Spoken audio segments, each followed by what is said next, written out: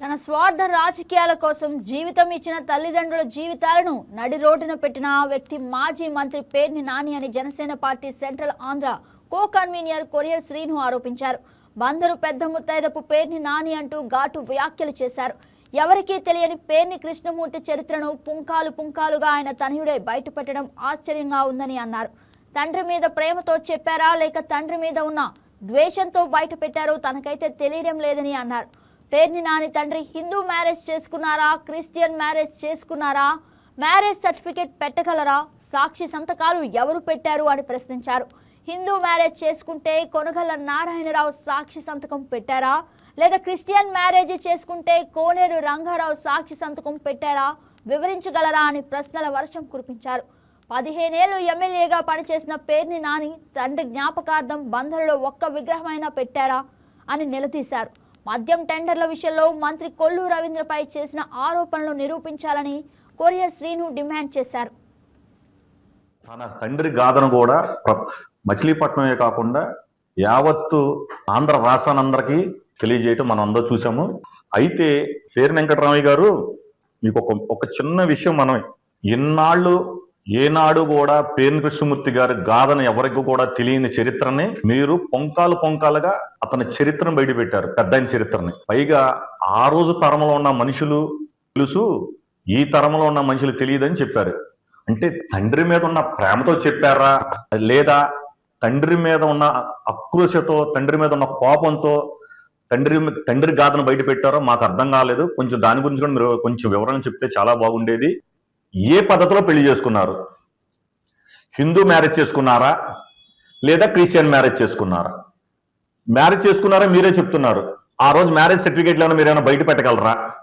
అనుచరులకు కానీ నిజంగా చేయాలనుకుంటే నువ్వు రిట్ వేస్తే నేను మా షాప్ మూపించేవాడు కాదు. మీరు ఎప్పుడైతే రిట్ వేసారో ఆయన ఒకటే చెప్పాడు, కోర్టులో వాళ్ళు రిట్ వేసారో మనం పద్ధతిగా వెళ్ళాలి, కోర్టు నుంచే తెచ్చుకోండి. షాప్ ఆ రోజు తాళాలు వేసాం. మొన్న శనివారం కోర్టు దుప్పలు పెట్టి మళ్ళీ లైసెన్స్ ఓపెన్ చేసుకొని ప్రొవిజనల్ పీరియడ్ అంటే ఏంటి అని చెప్పి జీపీని అందరిని తిట్టి ఎవరైతే రిట్ వేసాడో ఈ లింగమానందకి దొబ్బులు పెట్టి నాకు షాప్ ఆర్డర్ ఇచ్చారు. నీ తండ్రి చరిత్రని నడి రోడ్డు మీద లాగేసిన వ్యక్తి నువ్వు, మేము కాదు. నేను ఈ రాజకీయంలోంచి వెళ్ళిపోతున్నాను, నా కొడుకు నేను చెప్పలేకపోతున్నాను, నీ నోటంటే నువ్వే చెప్తున్నావు. నీ కొడుకు ఎదవని నీకు తెలిసినప్పుడు మచిలీపట్నం ప్రజల మీదకి నీ కొడుకుని ఎందుకు రుద్దుతున్నావు? నీ కొడుకు నీ మాటే తండ్రి మాటే ఎన్నోడు రేపొద్దున్న ప్రజల్ని గెలిచిన తర్వాత ప్రజల్ని ఎంత ఇబ్బంది పెడతాడు, నువ్వు ఎందుకు రుద్దావు అందరి మీద? నా కొడుకు మంచోడు సేవకుడు అంటున్నావు, నువ్వే చెప్పావు నా కొడుకుని రావద్దురా బాబు రాజకీయంలోకి, నా మాట ఇంట్లేదు అమెరికా పంపించేయాలని. నీ కొడుకే నీ మాట వినలేనప్పుడు నువ్వు తీసుకొచ్చి మా అందరు ప్రజల మీద ఎందుకు రుద్దుతున్నావు? నువ్వు దోచుకున్న డబ్బులు దాచుకుంటాకి సేఫ్ ప్లేస్ కాబట్టి రాజకీయం ఎన్నుకున్నావు. అది నీ కొడుకు ద్వారా నేను దోచుకున్న డబ్బులు నీ కొడుకు జాగ్రత్త చేయాలని చెప్పి నీ కొడుకుని తీసుకొచ్చు. నేను అడిగిన ప్రశ్నలన్నిటికీ సమాధానం చెప్పండి.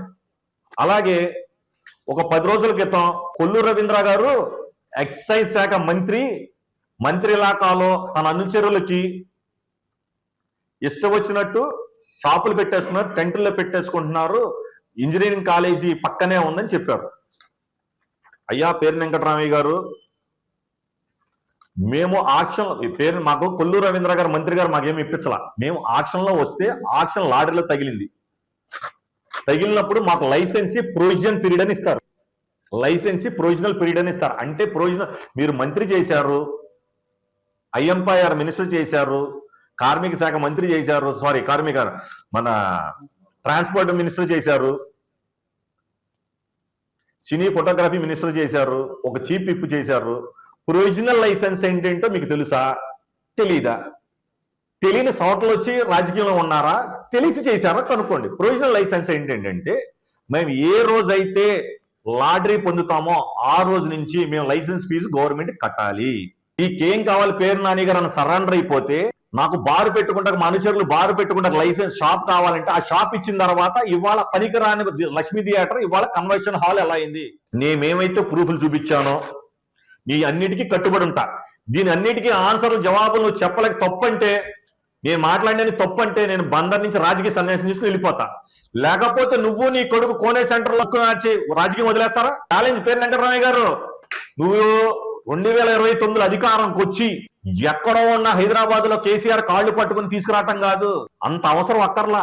నీకు దమ్ము ధైర్యం ఉంటే రెఫరెండం పెట్టుకుందాం. నీకు దమ్ము ధైర్యం ఉంటే నేను ఈ అన్నిటికి చెప్పిన వాస్తవాలు కాదు, అవాస్తవాలే. నా తండ్రి కోసం నేను త్యాగం చేశాడు, నా తండ్రి నాకు త్యాగం చేశాడు, నా తండ్రి చెప్పిన మాట వాస్తవే, నేను తండ్రి వాత్సల్యం నేను నిరూపించిన, లేదా నీ తండ్రికి పోటీగా నువ్వు ఇండిపెండెంట్ క్యాండిడేట్ నించోబెట్టినా, నువ్వు ఏమైతే పరిశుద్ధ్ బాబు గారు అబ్బాయి రాజా అని ఆ ఇంట్లోంచి రోజు డబ్బులు తెచ్చుకుని డేవిడ్ డబ్బులు వాడుకుని వాళ్ళ నాన్నకి వెన్నుపోటు పొడిచిన మాట వాస్తవం అయితే కాకపోతే రెఫరెండం జనసేన నీకు పూర్తి సపోర్ట్ చేస్తుంది.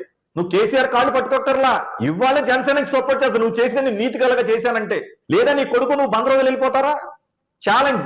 ఎన్ని మానేసి నీ ఇష్టానుసారం తక్కువ మాట్లాడి మా నోటం నుంచి మంచి తెప్పించుకో. మాకు మేము చాలా గౌరవంగా మాట్లాడుతున్నాం. గౌరవాన్ని పాకొట్టు మన పేరు వెంకటరామయ్య గారు, నీకు దమ్ము ధైర్యం ఉంటే నీ కొడుకు నువ్వు వచ్చి కోనే సెంటర్లో కూర్చోండి. యువతలు నేను డాక్యుమెంట్స్ అన్ని తీసుకొచ్చి కూర్చోబెడతా. నేను అడిగిన ప్రతి ప్రశ్నకి నేను ప్రతి ఆన్సర్కి ఇద్దరం సమాధానం చెబుదాం. ఎవరక్కర్లా. దీనికి కొల్లు రవీంద్ర గారు రాష్ట్ర మంత్రి వర్యులు ఎందుకు? నిజంగా ఆయన సౌమ్యుడు కాబట్టి నీ ఆటలు సాగుతున్నాయి. ఇంకో మాట చెప్తున్నావు, కాపులు నిన్ను నమ్మి ఓట్లు వేస్తే నన్ను కాదని కాపుల్ని వెన్నుపోటు పొడిచావని.